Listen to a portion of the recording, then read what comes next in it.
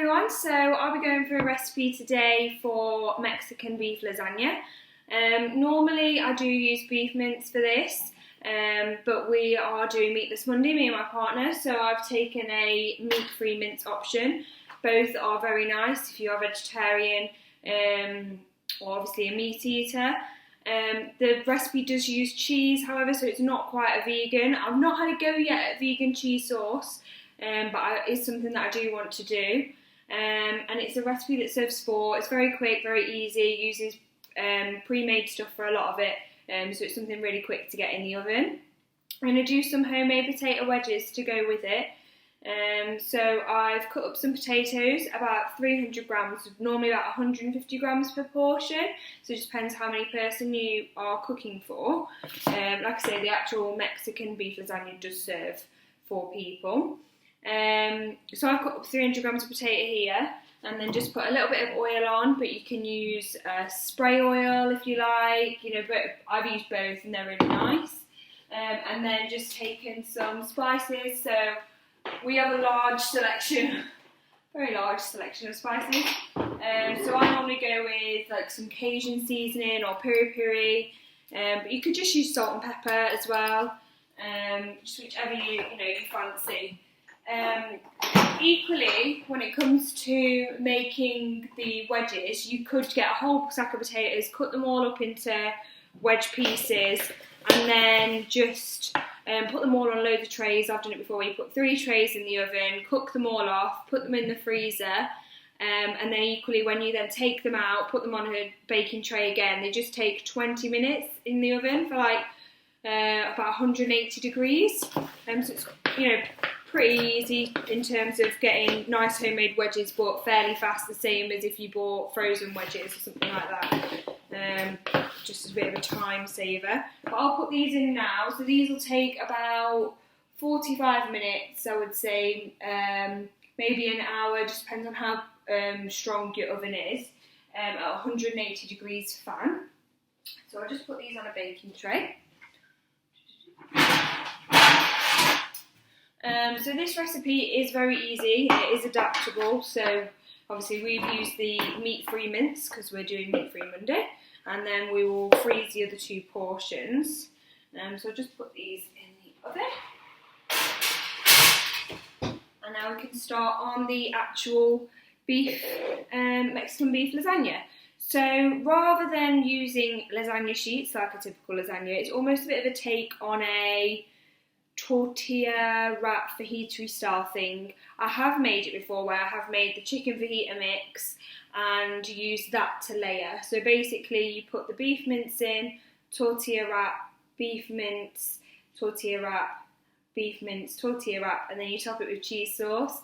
I've done it before. Instead of using that chili con carne beef mince mix, I've used chicken and red peppers and onions and fajita seasoning, and used that to layer each up with the tortillas and then the cheese sauce. Equally, if you were vegan, you could use tofu.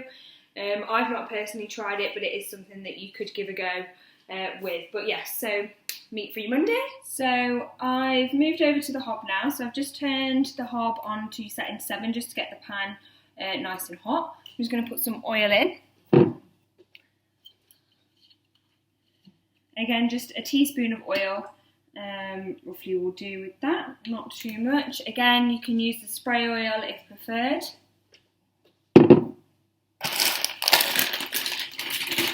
And then if it was beef mince, I would add it into the pan, let that all brown off completely, and then I would add the ready-made medium chilli sauce.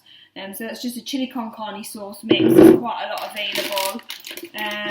The lucky part with this, obviously, vegetarian beef mince is that you don't have to be quite as careful with the whole making sure that it's all browned off part. It just needs to be nice and golden on the outside and just crisped off. So I'm going to cook that on this medium heat for about 3 to 5 minutes, just until it starts to go a bit golden. So you can just leave that in the pan, just keep giving it an often stir, and in the meantime we can grate the cheese for the topping. So we've got the beef mince cooking away. I've just grated some cheese into this little tub here, and then equally we've got a ready-made cheese sauce. So like I said, it is very simple. It's a ready-made chili con carne sauce in a jar, and a ready-made cheese sauce. You can get this a lot near the fresh pasta and the fresh sauces aisle in the supermarket. I normally make a lasagna myself as a normal lasagna would make the cheese sauce, but with this recipe it does call for a ready-made one. It's something that means that it's a lot quicker, speeds it up. So we've got that ready, the cheese is ready. You can normally, for this dish, to be fair, I use like an apple pie dish. We've just recently moved into this house. The apple pie dish, unfortunately, is at my mum's house. I don't have the apple pie dish. So I'm just using a normal lasagna dish today. So it does mean that I'm having to do it slightly differently. So with the tortilla wraps, I would normally, with it being a round dish, would just layer it with the actual tortilla wrap and in a circle. However, we don't have the apple pie dish, it not being round. So what I've done is I've just cut these so that they kind of fit in like that. Ooh. And then cut out little segments just to fill in the little gaps there. So we'll go with that, we'll see how it goes. I have done it like this before when I was at uni, and it did turn out perfectly fine. But obviously it's nice when you don't have to faff with the cutting. But then again, we use what we can and utilise everything possible. So they're all cut, the cheese is grated. With this recipe, you can put jalapenos on top if you like. Some people like it spicy, some people don't like it spicy. Me and my boyfriend personally do like it spicy, so I'm going to get some jalapenos out. If I can find them. You can tell we like spicy food, a big jar of jalapenos. So this is just browning off nicely.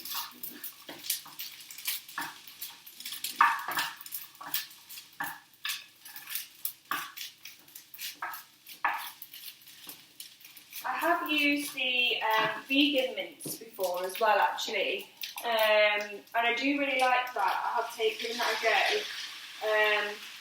However, I sort of thought with this being something that's got a lot of cheese in it, it sort of kind of defeated the object of having a vegan mince when I'm going to put a whole load of cheese on it. But, you know, if you were wanting to make a vegan cheese sauce, if you have a recipe for that, then you could use that, and then you can use the vegan mince, and then it is completely vegan. So like I said, there's a lot of different things you can do with this recipe just to make it to how you like.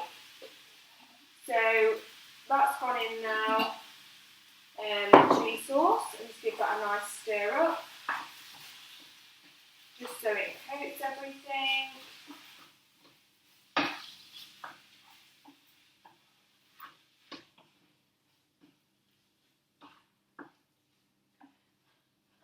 I normally just add as well a splash of water into this, just to sort of loosen it up. You don't have to, it's just whether you think it needs it. But just to give it a little bit, just about literally 30 ml of water, something like that. Just only a tiny bit, just to give that a bit of a loosen up, and just let that warm through gently. So once that's all warmed through, we can then start with the layering. The oven temperature that I've used for the wedges, the 180 degrees fan, is perfectly fine for the lasagna to go in as well. So that's all fine, no need to change any different settings. Everything can all cook on the same temperature, which is always great. So it always starts with actually the mince layer on the bottom, and then you add a tortilla, and then the second third, and then you add a tortilla, and then you go with the final third of the beef mince, and then a tortilla is to top it. So I'll go through that once that's all warmed through.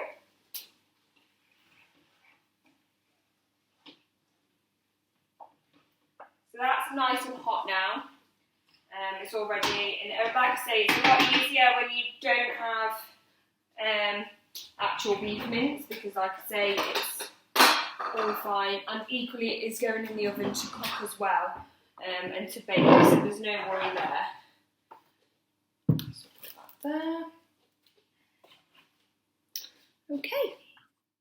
Right, so I've taken this off the hob now and just put it on a heat-proof mat. And we're ready to start layering the lasagna. So I'm just going to get a bigger serving spoon just to take it out. So we take about a third of the mixture and put it into the bottom of our dish, like that, and just spread that out across the whole bottom there. I should mention actually it's 350 grams of beef mince. I forgot to mention that at the beginning. And then the tortillas is normally just however many it takes to cover whatever dish you're using. So I think here we've used about 3 tortillas. I normally just buy a pack. With the rest of them, I've cut them up before into little triangles, covered those with a drizzle of oil, salt and pepper, and put them in the oven, and they make really nice homemade nachos. So they'll never go to waste. Equally, you could use them, for your sandwiches, something like that. Or they freeze quite well as well, actually, wraps, as long as you seal them quite well and then keep them flat in the freezer and then take them out as a whole. They normally don't crack. They can crack if they are left for too long, so it's best not to leave them overly long if at all possible. Then we go with the second third of the chili con carne mix. And then we add another tortilla wrap segments on top just to cover all of those gaps. And then we go with our final third into that. I normally do it in 3 layers. You could do it in more layers if you wanted. If you do it in less, you could just do it in 2. It's completely up to you. And then we spread that out just like we've done with all the other layers.